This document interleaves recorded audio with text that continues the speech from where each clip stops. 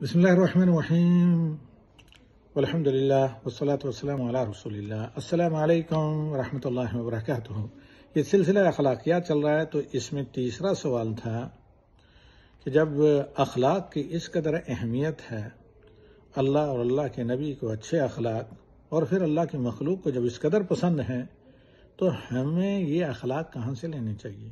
ان آداب و اخلاق کا ماخذ کیا ہے، مصدر کیا ہے اور منبع کیا ہے، اور ان اخلاق کی ایتھنٹسٹی کیا ہونی چاہیے، اور اس میں ہمارا اسوہ کیا ہو۔ لَقَدْ كَانَ لَكُمْ فِي رَسُولِ اللَّهِ أُسْوَةٌ حَسَنَةٌ، اس میں اخلاق بھی سر فہرست داخل ہے۔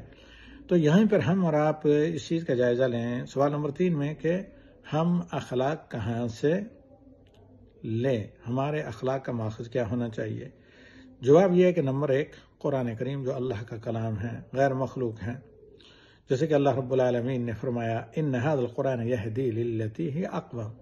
تمام شعبوں میں یہ قرآن سب سے درست راستے کی رہنمائی کرتا ہے، اور انہی میں سر فہرست اخلاق آتا ہے۔ سورہ الاسراء کی آیت نمبر 9۔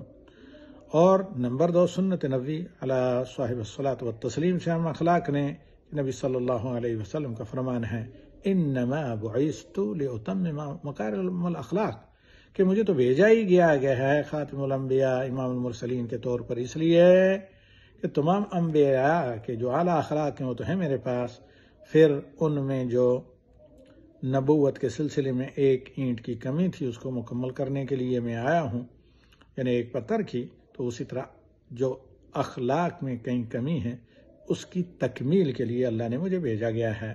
میں تو صرف اخلاق کی تکمیل، اخلاق اعلیٰ کی تکمیل کے لیے بھیجا گیا ہوں۔ اور اخلاق کا دائرہ بہت وسیع ہے، اعتقادات سے لے کر عبادات، معاملات، تمام شعبوں میں ہر ایک کے کچھ نہ کچھ ضوابط، آداب اور اخلاق ہوتے ہیں، ان کا اہتمام کیا جائے۔ یہ مسند امام احمد رحمہ اللہ کی روایت ہے۔ انہی 3 ہم سوالوں کے جواب پر اکتفا کرتے ہیں، پھر ملیں گے باذن اللہ۔